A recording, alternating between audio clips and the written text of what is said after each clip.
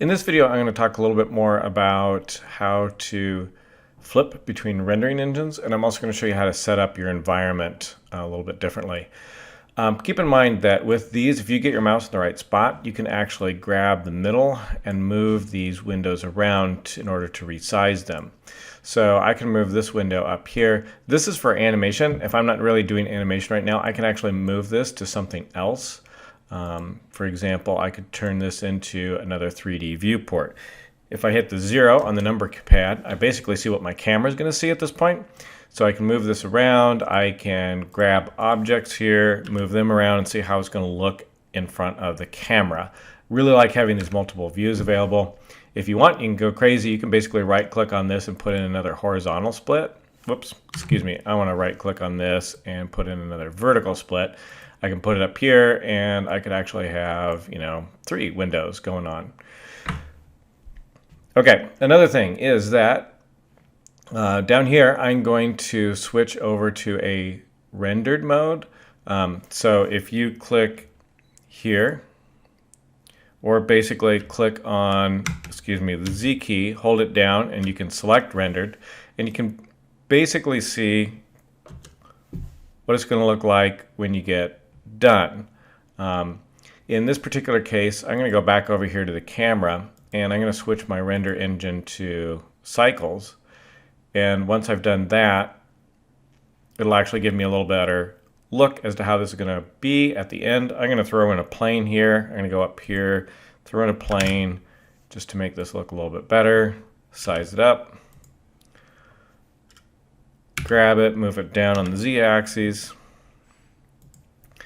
And there's a little bit easier to see. You can see that I got the shadow going on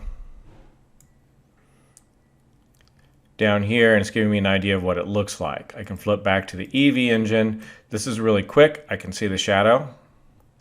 If I throw in some materials here, just give this a material and make it different color, red. There you go. Shows up. Click on this. Give it a material. I could go ahead and give it a color, maybe a little bit purple. I could actually switch this. Now we'll leave it as is.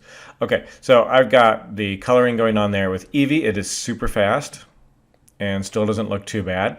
And I can always go over here, and if I flip to the Cycles rendering engine, I get a better final product. But as you can see, it is a little bit slow when I move things around. I can speed it up by doing GPU compute, which uses my graphics card. And now it is definitely faster. So keep that in mind. You can split things. If you right click, you can also join areas, and then you basically show it which way you want to join it. So I could get rid of these splits that I've got, join areas. There we go. I'll split it up there. Now I got a full screen again.